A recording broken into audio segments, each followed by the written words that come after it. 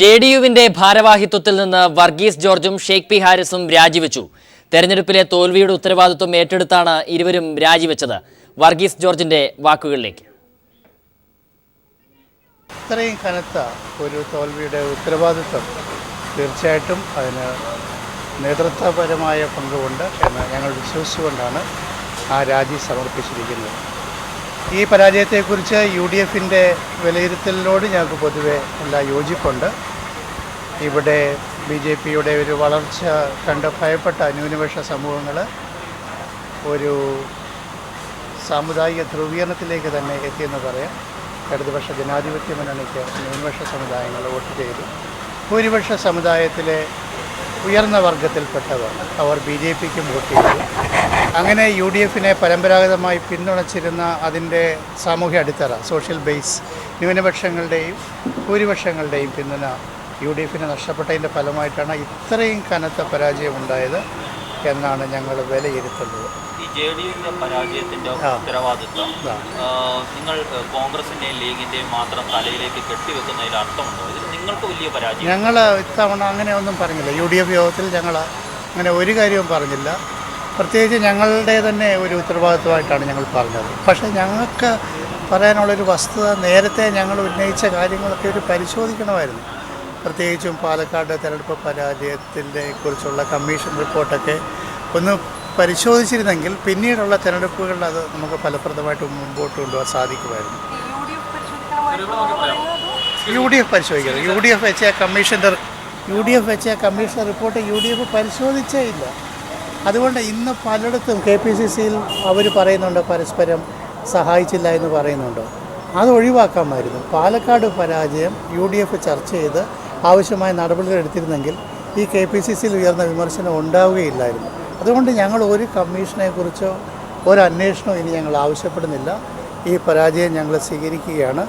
തീർച്ചയായിട്ടും കഴിഞ്ഞ UDF യോഗത്തിലുണ്ടായൊരു പ്രധാനപ്പെട്ട ഒരു നിഗമനം, ഏറ്റവും ഒടുവിലത്തെ മന്ത്രിസഭാ യോഗത്തിൻ്റെ വിവാദമായ ഉത്തരവുകൾ പ്രത്യേകിച്ച് നിഷ്പക്ഷരായ വോട്ടർമാരെ വളരെ സ്വാധീനിച്ചു എന്നുള്ളതാണ്. വാസ്തവത്തിൽ ഈ പാർട്ടിയിൽ രണ്ട് വ്യൂ ഉണ്ടായിരുന്നു. നമ്മുടെ പൊളിറ്റിക്കൽ ലൈൻ റിവ്യൂ ചെയ്യണമെന്നും വേണ്ട എന്നും ശക്തമായ ഒരു സംവാദം പാർട്ടിയിലുണ്ടായിരുന്നു. അതിൻ്റെ പശ്ചാത്തലം പാലക്കാടുണ്ടായ ദയനീയ പരാജയം, പ്രത്യേകിച്ച് പഞ്ചായത്ത് ഇലക്ഷന് ശേഷം പാർട്ടിക്കുണ്ടായ വളരെ അപ്രതീക്ഷിതമായ ആഘാതവുമായിരുന്നു. അതിനുശേഷം പാർട്ടിയിൽ രണ്ട് അഭിപ്രായമുണ്ടായിരുന്നു. ശരിയാണ്, അതെല്ലാ പാർട്ടിയിലും അത്തരം ശക്തമായ അഭിപ്രായങ്ങളുണ്ടാവണം. സമാന അഭിപ്രായം തന്നെയാണ് രാജിവെച്ച ഷെയ്ഖ് പി ഹാരിസും പറഞ്ഞത്. അദ്ദേഹത്തിൻ്റെ വാക്കുകളിലേക്ക്. പാർട്ടിയുടെ സംസ്ഥാന കമ്മിറ്റി യോഗം ചേരുകയാണ്. കഴിഞ്ഞ 1-ാം തീയതി പാർട്ടിയുടെ സെക്രട്ടേറിയറ്റ് യോഗം ചേർന്നിരുന്നു. ആ സന്ദർഭത്തിൽ ഡോക്ടർ വർഗീസ് ജോർജ് മാത്രമല്ല, ഞാനും വീരേന്ദ്രകുമാറും പാർട്ടിയുടെ തോൽവിയുടെ മുഴുവൻ ഉത്തരവാദിത്വം ഏറ്റെടുക്കുന്നതായിട്ടും രാജ്യസന്നദ്ധ എന്ന് അറിയിച്ചിരുന്നു. ആ തീരുമാനം ഇന്ന് സംസ്ഥാന കമ്മിറ്റിയിൽ സമർപ്പിക്കും. സംസ്ഥാന കമ്മിറ്റി ഉചിതമായ തീരുമാനമെടുക്കുമെന്ന് പ്രതീക്ഷിക്കുകയാണ്. ഞങ്ങൾ കഴിഞ്ഞ സെക്രട്ടേറിയറ്റിൽ രാജ്യസന്നദ്ധയിൽ ഉറച്ചു നിൽക്കുകയാണ്. പാർട്ടിക്കുണ്ടായ ഒരു കനത്ത തോൽവി പ്രാഥമിക വിലയിരുത്തലാണ് സംസ്ഥാന ഭാരവാഹികളുടെ യോഗം നടത്തിയത്. ആഴത്തിലുള്ള വിലയിരുത്തൽ ഇന്നത്തെ സംസ്ഥാന സമിതി യോഗം ചേരും. പാർട്ടിയുടെ ചരിത്രത്തിൽ 1967 ശേഷം ആദ്യമായിട്ടാണ് നിയമസഭയിൽ പ്രാതിനിധ്യമില്ലാത്ത ഒരു അസാധാരണ സാഹചര്യമുണ്ടാവും. ഇത് സംസ്ഥാന കമ്മിറ്റി വിലയിരുത്തി ഉചിതമായ തീരുമാനമെടുക്കട്ടെ എന്നാണ് പറയാറ്. വിവരങ്ങളുമായി പി ചേരുകയാണ് കോഴിക്കോട് നിന്നും. കുട്ടൻ, തെരഞ്ഞെടുപ്പിലെ തോൽവി വിലയിരുത്താൻ ചേർന്ന JDU യോഗത്തിന് ശേഷം രണ്ട് പ്രമുഖ നേതാക്കളുടെ രാജി ഉണ്ടായിരിക്കുകയാണ്. രാജി തീരുമാനം അവർ അറിയിച്ചിരിക്കുകയാണ്. എന്താണ് ഈ യോഗത്തിൽ നടന്ന ചർച്ച? ഒപ്പം രാജിയിലേക്ക് നയിക്കപ്പെടുന്ന സാഹചര്യങ്ങൾ കൂടി എങ്ങനെയാണ് വിശദമാക്കുക? സുരാജ്, ജനതാദൾ യുവിൻ്റെ സംസ്ഥാന കമ്മിറ്റി യോഗം അല്പസമയം മുമ്പ് ആരംഭിച്ചതേ ഉള്ളൂ. യോഗം ആരംഭിക്കുന്നതിന് മുമ്പാണ് വർഗീസ് ജോർജും അതുപോലെ തന്നെ ഷെയ്ഖ് പി ഹാരിസും ജനതാദൾ യുവിൻ്റെ സംസ്ഥാനത്തെ പ്രമുഖരായ രണ്ട് നേതാക്കൾ സെക്രട്ടറി ജനറൽ വർഗീസ് ജോർജും ജനറൽ സെക്രട്ടറി ഷെയ്ഖ് പി ഹാരിസും തങ്ങളുടെ രാജി പ്രഖ്യാപനം നടത്തിയിരിക്കുന്നത്. കഴിഞ്ഞ ആഴ്ച MP വീരേന്ദ്രകുമാറിൻ്റെ വസതിയിൽ ചേർന്ന JDU സംസ്ഥാന നേതൃയോഗത്തിലും ഈ രണ്ട് നേതാക്കളും രാജി പ്രഖ്യാപനം നടത്തിയിരുന്നു. അതുപോലെ തന്നെ ആ യോഗത്തിനകത്ത് സംസ്ഥാന പ്രസിഡന്റ് കൂടിയായ എം.പി. വീരേന്ദ്രകുമാറും രാജി സന്നദ്ധത അറിയിച്ചിരുന്നു. എന്നാൽ അന്ന് കമ്മിറ്റിയിലെ മറ്റു നേതാക്കൾ, ആ യോഗത്തിൽ പങ്കെടുത്ത മറ്റു നേതാക്കൾ മൂന്ന് പേരോടും രാജി പിൻവലിക്കാൻ ആവശ്യപ്പെടുകയായിരുന്നു.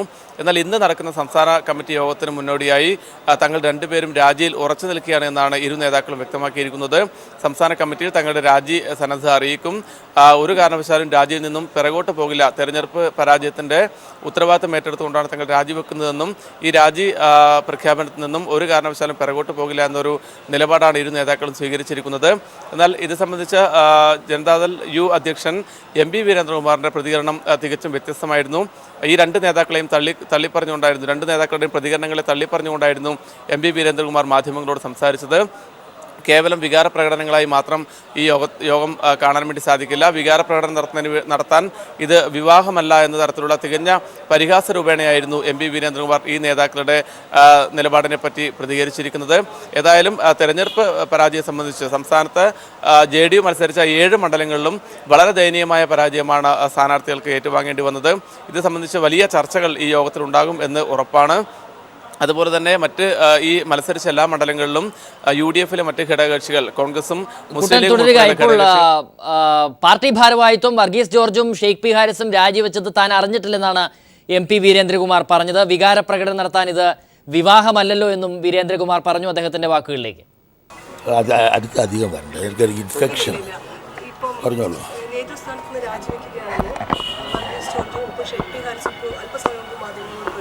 ആര് വർഗീസ് ജോർജും ഷെയ്ഖ് പി ഹാരിസും നേതൃസ്ഥാനങ്ങളിൽ നിന്ന് രാജിവെക്കുകയാണെന്ന് ഇപ്പോൾ പറഞ്ഞിരുന്നു. എനിക്കറിയില്ല, ഞാൻ മീറ്റിംഗ് വരുന്നേ ഉള്ളൂ.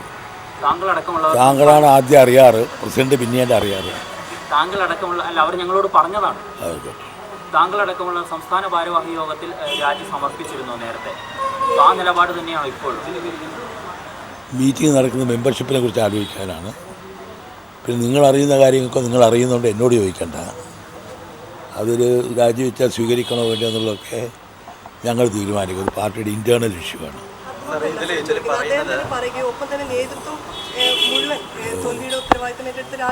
അല്ല, ഉത്തരവാദിത്വം ഇപ്പോൾ ഈ ഭാരവാഹിത്വം എന്ന് പറഞ്ഞാൽ അങ്ങനെയൊക്കെ തന്നെയാണ്. ജയത്തിൻ്റെയും വിജയത്തിൻ്റെയും തോൽവിയുടെയൊക്കെ ഉത്തരവാദിത്വം ഏറ്റെടുക്കേണ്ടത് ഞങ്ങൾ തന്നെയാണ്. അതിൻ്റെ ഭാഗമായിട്ടാണ് ഇതൊക്കെ പറയുന്നത്. മനസ്സിലായില്ലേ? ഇത് വിവാഹമല്ലല്ലോ, അത് വിവാഹമല്ലല്ലോ എന്ന് ഞാൻ പറഞ്ഞ മനസ്സിലായില്ലേ? വീരേന്ദ്രകുമാർ പറഞ്ഞത് ഇങ്ങനെയാണ്. കുട്ടനിലേക്ക് വീണ്ടും. കുട്ടൻ, വീരേന്ദ്രകുമാറിൻ്റെ അഭിപ്രായ പ്രകടനത്തിൽ നിന്നും ബോധ്യമാവുന്നത് വലിയ ഒരു അഭിപ്രായ വ്യത്യാസം ഈ വിഷയവുമായി ബന്ധപ്പെട്ട് പാർട്ടി നേതൃത്വത്തിനകത്ത് തന്നെ ഉണ്ട് എന്നാണോ? വികാരപ്രകടനം ആയി ഇതിനെ കാണുന്നതുമായി ബന്ധപ്പെട്ട അഭിപ്രായം ചോദിച്ചപ്പോൾ അത് വിവാഹമല്ലല്ലോ എന്ന് വീരേന്ദ്രകുമാർ പറഞ്ഞത് തന്നെ അതിൻ്റെ സൂചനയിലേക്കാണോ കൊണ്ടെത്തിക്കുന്നത്?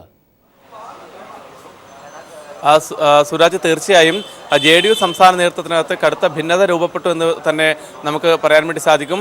നേരത്തെ തന്നെ നിയമസഭാ തെരഞ്ഞെടുപ്പിന് തൊട്ട് മുമ്പാകെ തന്നെ JDU-വിൻ്റെ സംസ്ഥാന നേതൃത്വത്തിനകത്തും ജില്ലാ നേതൃത്വത്തിനകത്തും വിവിധ ജില്ലാ കമ്മിറ്റികൾക്കകത്തൊക്കെ രൂക്ഷമായ അഭിപ്രായ വ്യത്യാസങ്ങളുണ്ടായിരുന്നു. JDU UDF വിടണമെന്നും LDF-ലേക്ക് പോകണം എന്ന് ഭൂരിഭാഗം കമ്മിറ്റികളും ഭൂരിഭാഗം സംസ്ഥാന നേതാക്കളും ആവശ്യപ്പെട്ടിരുന്നു. അത്തരം ആവശ്യം ഉന്നയിച്ചവരിൽ ഏറ്റവും പ്രമുഖരായിരുന്നു വർഗീസ് ജോർജും ഷെയ്ഖ് പി ഹാരിസും. എന്നാൽ അന്ന് മനയത്ത് ചന്ദ്രനും KP മോഹനും ഉൾപ്പെടെയുള്ള ഒരു വിഭാഗത്തിൻ്റെ ശക്തമായ എതിർപ്പ് മൂലമാണ് LDF-ലേക്ക് പോകാനുള്ള തീരുമാനത്തിൽ നിന്നും JDU നേതൃത്വം പിൻവലിഞ്ഞത്. ഈ തെരഞ്ഞെടുപ്പ് തോൽവിക്ക് കാരണമായി വർഗീസ് ജോർജും ഷെയ്ഖ് പി ഹാരിസും ഉൾപ്പെടെയുള്ള വിഭാഗം ഉയർത്തിക്കാട്ടുന്നത് ആ ഒരു മാറ്റം നടക്കാത്തത് കൊണ്ട് തന്നെയാണ്. LDF-ലേക്ക് പോയിരുന്നെങ്കിൽ വലിയ വിജയം JDU-വിനുണ്ടാകും എന്നുള്ള അഭിപ്രായം തന്നെയാണ് ഈ രണ്ട് നേതാക്കൾക്കും ഇവരെ അനുകൂലിക്കുന്ന ജില്ലാ കമ്മിറ്റികൾക്കും ഉള്ളത്. ഭൂരിഭാഗം ജില്ലാ കമ്മിറ്റികളും 12 ജില്ലാ കമ്മിറ്റികളും ഈ വിഭാഗത്തെ അനുകൂലിക്കുന്നവരാണ്. അതുകൊണ്ട് തന്നെ ഇന്നത്തെ യോഗത്തിനകത്ത് അതിശക്തമായ വിമർശനങ്ങൾ എം.പി. വീരേന്ദ്രകുമാറിനും അതുപോലെ LDF-ലേക്ക് പോകുന്ന നീക്കത്തെ തടഞ്ഞ നേതാക്കൾക്കുമെതിരെ ഉണ്ടാകും എന്ന് ഉറപ്പാണ്.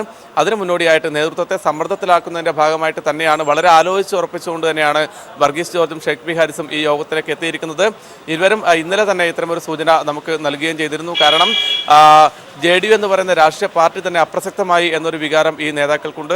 യോഗം തുടങ്ങുന്നതിന് മുമ്പ് വ്യക്തിപരമായി സംസാരിച്ച ഘട്ടത്തിലൊക്കെ അവർ അത്തരം കാര്യങ്ങൾ പങ്കുവെക്കുകയും ചെയ്തു. കാരണം ഒരു MLA പോലും ഇല്ലാതെ സംസ്ഥാന രാഷ്ട്രീയത്തിൽ തുടരുന്നതിൽ എന്തർത്ഥമാണ് ഉള്ളത് എന്ന ചോദ്യമാണ് അവർ ഉന്നയിക്കുന്നത്. ഒരു സർവകക്ഷി യോഗമോ അല്ലെങ്കിൽ മറ്റത്തരത്തിലുള്ള എന്തെങ്കിലും ഒരു പൊതുചടങ്ങിലോ പോലും തങ്ങളുടെ പാർട്ടിയെ വിളിക്കില്ല. കാരണം അത്തരത്തിൽ ജനപ്രതിനിധികൾ ഇല്ലാത്തത് കൊണ്ട് തന്നെ അങ്ങനെ വിളിക്കില്ല. ഇപ്പോൾ ആകെയുള്ളത് രാജ്യസഭാ സീറ്റ് MP എന്ന സ്ഥാനം മാത്രമാണ്. അത് വലിയ പ്രാധാന്യം അർഹിക്കുന്നുമില്ല. ഒരുപക്ഷെ ലോക്സഭാ MP ആയിരുന്നെങ്കിൽ ആ മണ്ഡലത്തിലെ പ്രധാനപ്പെട്ട പരിപാടികളിലെങ്കിലും തങ്ങളുടെ നേതാക്കൾക്ക് പങ്കെടുക്കാമായിരുന്നു എന്നതുൾപ്പെടെയുള്ള വലിയ വികാരപരമായ രീതിയിൽ തന്നെയാണ് ഈ നേതാക്കൾ പ്രതികരിക്കുന്നതും. ഏതായാലും ഇതിൻ്റെ എല്ലാം പ്രതിഫലനം ഇന്നത്തെ സംസ്ഥാന കമ്മിറ്റി യോഗത്തിൽ ഉണ്ടാകുമെന്ന് ഉറപ്പാണ്. സുരരാജ്. കുട്ടൻ, വർഗീസ് ജോർജ് അല്പം മുൻപ് മാധ്യമങ്ങളോട് പറഞ്ഞ വാക്കുകളിൽ നിന്നും അദ്ദേഹം പറയുന്നത് ഇങ്ങനെയാണ്: ഈ തോൽവിയുമായി ബന്ധപ്പെട്ട് UDF രൂപപ്പെടുത്തിയിട്ടുള്ള ഒരു അഭിപ്രായം എന്താണ് തോൽവിയുടെ കാരണമെന്ന് UDF കണ്ടെത്തിയിട്ടുള്ള കാരണങ്ങളെ താൻ ഉൾപ്പെടെയുള്ള നേതാക്കൾ അംഗീകരിക്കുന്നു. അതുവഴി മനസ്സിലാക്കാൻ കഴിയുന്നത് UDFന്റെ പൊതുവായ ഒരു പ്രശ്നം കൊണ്ട് സംഭവിച്ച തോൽവിയല്ല JDU-വിന് സംഭവിച്ചത്. മുൻ നിലപാടുകളിൽ അവർ കോൺഗ്രസിനെ കുറ്റപ്പെടുത്തുന്നൊരവസ്ഥയിലേക്ക് കാര്യങ്ങൾ പോയിരുന്നു. പക്ഷേ ഇവിടെ UDFന്റെ ഒരു പൊതുവായ പ്രശ്നമല്ല തോൽവിക്ക് കാരണം. പിന്നെ പാർട്ടിക്കകത്തുണ്ടായ ചില പ്രശ്നങ്ങളിലേക്കാണ് അത് വിരൽ ചൂണ്ടുന്നത് എന്ന സൂചന കൂടി അദ്ദേഹം നൽകുന്നുണ്ടോ? അതിൻ്റെ ഭാഗമായുള്ള ഒരു രാജിയാണ്, ഒരു അസ്വാരസ്യ പ്രകടനമാണ് വർഗീസ് ജോർജിൻ്റെ ഭാഗത്തു നിന്നും ഷെയ്ഖ് പി ഹാരിസിൻ്റെ ഭാഗത്തു നിന്നും ഉണ്ടായത് എന്ന് വേണമോ അനുമാനിക്കാൻ? സുരാജ്, തീർച്ചയായും അതുതന്നെയാണ് അതിലെ രാഷ്ട്രീയം. കാരണം വർഗീസ് ജോർജ് മാധ്യമങ്ങളെ കണ്ടപ്പോൾ പറഞ്ഞത്, കഴിഞ്ഞ യോഗം കഴിഞ്ഞതിന് ശേഷം മാധ്യമങ്ങളെ കണ്ടപ്പോൾ MP വീരേന്ദ്രകുമാർ ഉൾപ്പെടെയുള്ള നേതാക്കൾ വാർത്താ സമ്മേളനത്തിൽ പറഞ്ഞത് എല്ലാ മണ്ഡലങ്ങളിലും JDU മത്സരിച്ച എല്ലാ മണ്ഡലങ്ങളിലും കോൺഗ്രസും ലീഗും കാലുവാരി, അതാണ് തോൽവിക്ക് മുഖ്യ കാരണമെന്നാണ് JDU നേതൃത്വത്തിൻ്റെ ഒരു പൊതു വിലയിരുത്തൽ. എന്നാൽ ആ വിലയിരുത്തലിനെ തള്ളിക്കൊണ്ടാണ് വർഗീസ് ജോർജ് ഇപ്പോൾ രംഗത്തെത്തിയിരിക്കുന്നത്. അദ്ദേഹം പറഞ്ഞിരിക്കുന്നത് UDFന്റെ പ്രശ്നങ്ങളല്ല, അല്ലെങ്കിൽ UDFിലെ ഘടകകക്ഷികൾ മറ്റ് പാർട്ടികൾ പിന്തുണക്കാത്തതിൻ്റെ പ്രശ്നമല്ല, ഇതിൻ്റെ ഉത്തരവാദിത്വം, ഈ തോൽവിയുടെ ഉത്തരവാദിത്വം തങ്ങളുടെ പാർട്ടിയുടെ നേതൃത്വത്തിന് തന്നെയാണ്, തങ്ങൾക്ക് തന്നെയാണ് എന്ന് അടിവരയിട്ടുകൊണ്ടാണ് വർഗീസ് ജോർജ് പറഞ്ഞത്. ഇതിൽ നിന്നും വ്യക്തമാവുന്നത് തീർച്ചയായും MP വീരേന്ദ്രകുമാർ ഉൾപ്പെടെയുള്ള ഈ സംസ്ഥാന നേതൃത്വത്തിനെതിരെ വളരെ ശക്തമായ രീതിയിലുള്ള പ്രതികരണത്തിന് ഈ നേതാക്കൾ തയ്യാറാകുന്നു എന്നുള്ളതാണ്. അതിൻ്റെ മുന്നോടിയായിട്ട് തന്നെ വേണം സാധാരണയായി ഈ JDU നേതാക്കൾ ഈ JDU-ൻ്റെ യോഗത്തിന് ശേഷമാണ് മാധ്യമപ്രവർത്തകരെ കാണാറുള്ളത്. അത് MP വീരേന്ദ്രകുമാറാണ് വാർത്താ സമ്മേളനം വിളിക്കാറുള്ളത്. എന്നാൽ ഇത്തവണ പതിവിൽ നിന്നും വ്യത്യസ്തമായി ആദ്യം വർഗീസ് ജോർജ് വന്ന് മാധ്യമങ്ങളെ കണ്ട് ഇത്തരം പരാമർശങ്ങൾ നടത്തി താൻ തോൽവിയുടെ ഉത്തരവാദിത്തം ഏറ്റെടുത്തുകൊണ്ട് സെക്രട്ടറി ജനറൽ സ്ഥാനം രാജിവെക്കുന്നു. അതുപോലെ തോൽവിയുടെ ഉത്തരവാദിത്തം തങ്ങളുടെ പാർട്ടി നേതാക്കൾക്ക് തന്നെയാണ് എന്ന് അദ്ദേഹം പ്രഖ്യാപിക്കുന്നു. തൊട്ട് പിന്നാലെ ഷെയ്ഖ് പി ഹാരിസും തൻ്റെ രാജിപ്രഖ്യാപനം നടത്തുന്നു. ഇതൊക്കെ കൃത്യമായി വായിച്ചാൽ നമുക്ക് മനസ്സിലാക്കാൻ വേണ്ടി സാധിക്കുക JDU നേതൃത്വത്തിനകത്ത് വലിയ ഭിന്നത രൂപപ്പെട്ടിരിക്കുന്നതെന്ന് തന്നെയാണ്. ഈ യോഗത്തിനകത്ത് ഏതുതരം ചർച്ച ഉണ്ടാകുമെന്നത് സംബന്ധിച്ചുള്ള വിവരങ്ങൾ അല്പസമയത്തിനകം തന്നെ നമുക്ക് പറയാൻ വേണ്ടി സാധിക്കും. ഏതായാലും JDU-വിൻ്റെ മുന്നോട്ടുള്ള പോക്കാത്ത സുഖകരമായിരിക്കുമെന്ന് കരുതാൻ വേണ്ടി സാധിക്കില്ല. സൂര്യരാജ്. കുട്ടൻ, തെരഞ്ഞെടുപ്പിന് മുൻപ് മുന്നണി മാറ്റം സംബന്ധിച്ച നിലപാടുകളിൽ വർഗീസ് ജോർജും ഷെയ്ഖ് പി ഹാരിസും ഉൾപ്പെടെയുള്ള നേതാക്കൾ സ്വീകരിച്ച നിലപാടുകൾക്ക് വിരുദ്ധമായ നിലപാടുകൾ സ്വീകരിച്ച നേതാക്കളാണ് മനയത്ത് ചന്ദ്രൻ, അതുപോലെ തന്നെ KP മോഹൻ ഉൾപ്പെടെയുള്ള നേതാക്കൾ. ഈ നേതാക്കൾ ഇന്നത്തെ യോഗത്തിൽ പങ്കെടുക്കുന്നുണ്ടോ? അവർ പങ്കെടുക്കുന്നുണ്ടെങ്കിൽ ചർച്ച ഏതു വിധത്തിലുള്ളതായിരിക്കും? KP മോഹൻ യോഗത്തിൽ പങ്കെടുക്കാൻ വേണ്ടി എത്തിയിട്ടുണ്ട്. മനയത്ത് ചന്ദ്രൻ ഇവിടേക്ക് എത്തുന്നതേ ഉള്ളൂ. ഈ നേതാക്കൾ ഇന്നത്തെ യോഗത്തിൽ ഏത് തരത്തിലുള്ള നിലപാട് സ്വീകരിക്കുമെന്നത് സംബന്ധിച്ച് നമുക്കിപ്പോൾ പറയാൻ വേണ്ടി സാധിക്കില്ല. ഏതായാലും അവരെ പ്രതിക്കൂട്ടിലാക്കിക്കൊണ്ട് തന്നെയായിരിക്കും മറ്റ് ജില്ലാ കമ്മിറ്റികൾ, സംസ്ഥാനത്തെ മറ്റ് 12 ജില്ലാ കമ്മിറ്റികളും അതുപോലെ സംസ്ഥാന ഭാരവാഹികളിൽ ഭൂരിഭാഗം പേരും ഈ രണ്ട് നേതാക്കളെയും അതുപോലെ MP വീരേന്ദ്രകുമാറിനെയും കുറ്റപ്പെടുത്തിക്കൊണ്ട് തന്നെയായിരിക്കും യോഗത്തിൽ സംസാരിക്കുക എന്നത് ഉറപ്പാണ്. എന്നാൽ ഇതിനെ പ്രതിരോധിച്ചുകൊണ്ട് ഏത് തരത്തിലായിരിക്കും KP മോഹൻ ഉൾപ്പെടെയുള്ള നേതാക്കൾ സംസാരിക്കുക എന്നത് സംബന്ധിച്ച് നമുക്കിപ്പോൾ വ്യക്തമല്ല. അതുപോലെ തന്നെ മറ്റൊരു കാര്യം നമുക്കറിയാം, മനയത്ത് ചന്ദ്രനെ കഴിഞ്ഞ സംസ്ഥാന നേതൃയോഗം ചേർന്നുകൊണ്ട് മനയത്ത് ചന്ദ്രനെ കോഴിക്കോട് ജില്ലാ പ്രസിഡന്റ് സ്ഥാനത്ത് നിന്നും നീക്കിയിട്ടുമുണ്ട്. ഇവിടെ പകരം ചുമതലക്കാരനാണ് കോഴിക്കോട് ജില്ലാ പ്രസിഡന്റായിട്ടുള്ളത്.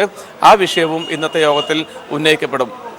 ശരി, കുട്ടനിലേക്ക് വരാം. ഇപ്പോൾ രാഷ്ട്രീയ നിരീക്ഷകനും മാധ്യമപ്രവർത്തകനുമായ ജേക്കബ് ജോർജ് നമ്മോടൊപ്പം ടെലിഫോൺ ലൈനിൽ ചേരുകയാണ്. ശ്രീ ജേക്കബ് ജോർജ്, JDU-വിൽ നടക്കുന്ന ഈ അന്തർസംഘർഷങ്ങളെ, ഈ സാഹചര്യങ്ങളൊക്കെ എങ്ങനെയാണ് നോക്കിക്കാണുക?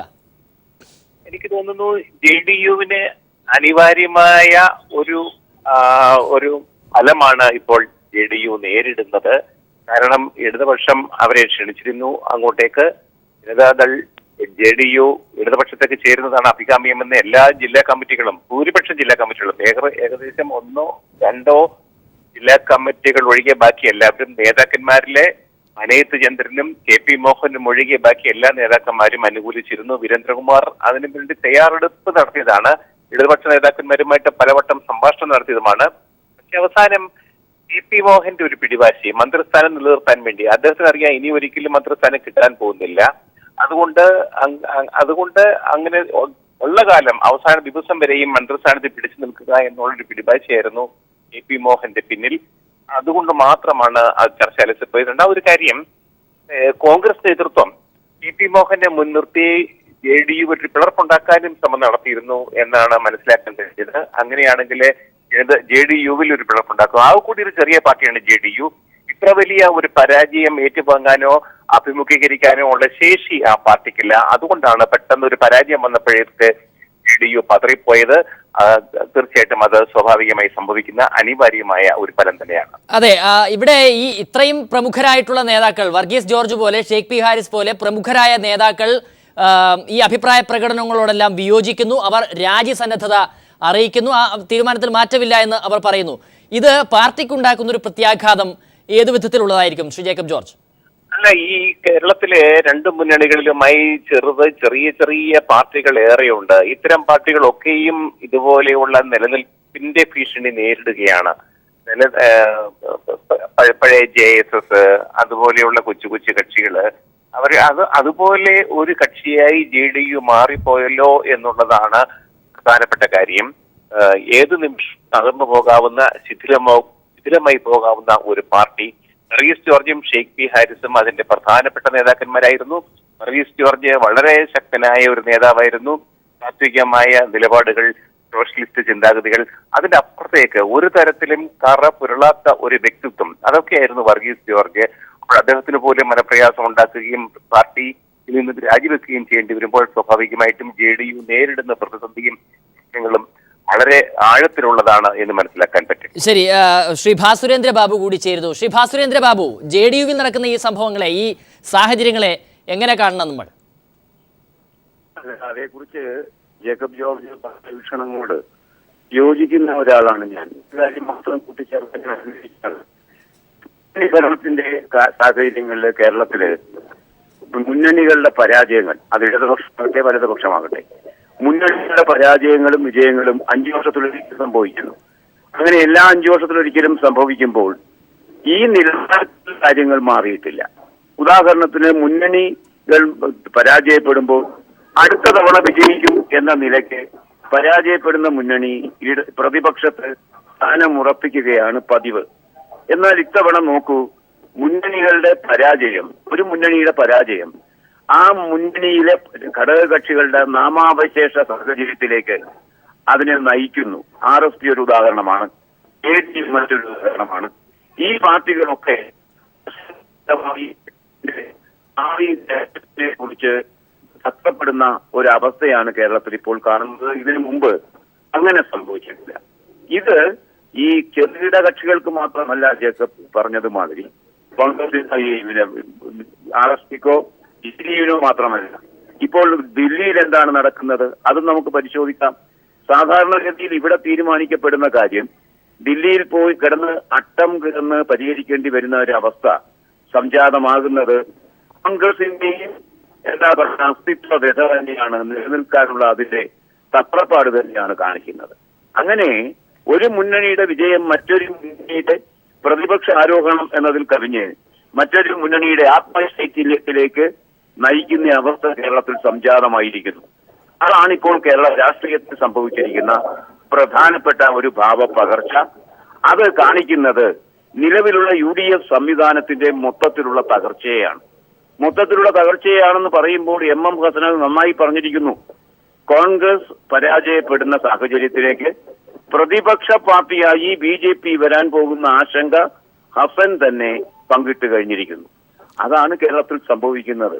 സത്യത്തിൽ കോൺഗ്രസിന് BJP-യുടെ മുന്നേറ്റം ഒരു പ്രധാനമാണ് എന്ന അഖിലേന്ത്യാ നിലപാടിൽ തെളിയിച്ചു കഴിഞ്ഞിരിക്കുന്നത് ഇവിടെ ഉമ്മൻചാണ്ടിയിലൂടെയും രമേശ് ചെന്നിത്തലയുടെയും ഒരളവോളം സുധീരനിലൂടെ പോലെ തന്നെയും AK ആന്റണിയിൽക്കുള്ള പോലും അത് പ്രകാശിതമായിരിക്കുന്നു എന്നതാണ് വസ്തുത.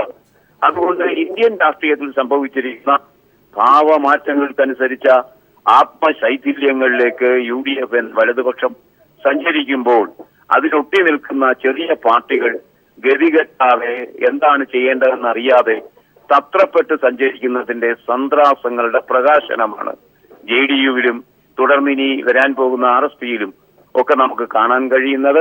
അത് അഖിലേന്ത്യാ നിലവാരത്തിൽ വന്നിരിക്കുന്ന രാഷ്ട്രീയ മാറ്റത്തിന്റെ ശക്തമായ സൂചനയുമാണ്. തീർച്ചയായും ഈ JDU എന്ന പാർട്ടിയെ സംബന്ധിച്ച് പ്രത്യേകമായി എടുക്കുകയാണ്. JDU-വിന്റെ ഒരു ഭാവി ഏത് വിധത്തിലായിരിക്കുമെന്നാണ് താങ്കൾ പ്രവചിക്കുന്നത്?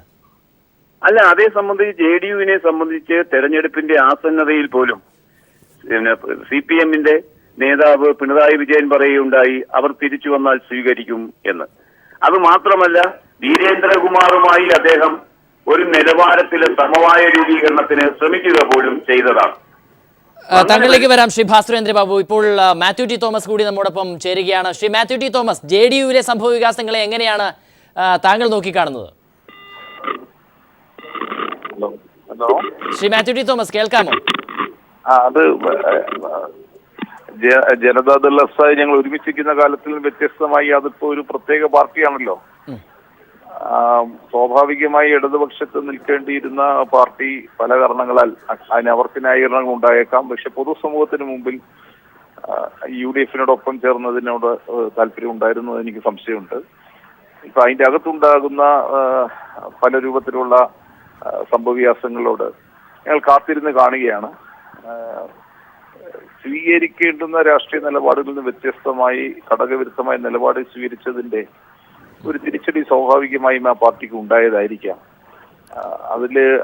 അതിനുണ്ടായ വലിയ പതനത്തിൽ ഞങ്ങൾക്ക് വലിയ അത്യാഹ്ലാദമൊന്നുമില്ല. നിലപാടുകളിൽ കഴിഞ്ഞ നാളുകളിൽ ഇവിടെ ഈ വർഗീസ് ജോർജും ഷെയ്ഖ് പി ഹാരിസും ഉൾപ്പെടെയുള്ള നേതാക്കൾ സ്വീകരിക്കുന്ന ഒരു നിലപാടിനോട് നിങ്ങളുടെ ഒരു സമീപനം എങ്ങനെയാണ്?